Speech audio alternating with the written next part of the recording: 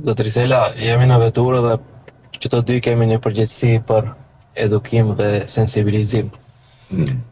Rreth asaj se si vozitet në Maqedoni, posaçërisht e shqiptarët pasi emisioni shikohet 100% për shqiptarë. Tregon një gabim që e ke bo dhe ke mësu duke vozitë dhe nuk e bon më. Nuk më kujtohet kem bërë ndonjë gabim, po tash natyrisht. Në moment kur nuk të vozitim, kur vozit vetë. Unë kam zakon edhe kam qef, vozis edhe vetë.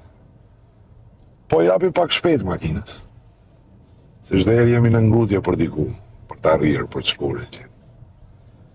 Edhe loshma është ajo rruga juaj andej. Po, bro.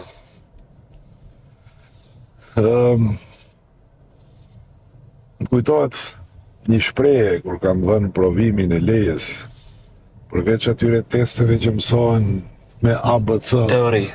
Po. Të ne, unë kisha edhe literaturë tjetër, mes tjerave kisha edhe një libër të Kroacisë, për ta përvetësu më mirë. Ishte një shprehje të bukur që thonë të kështu.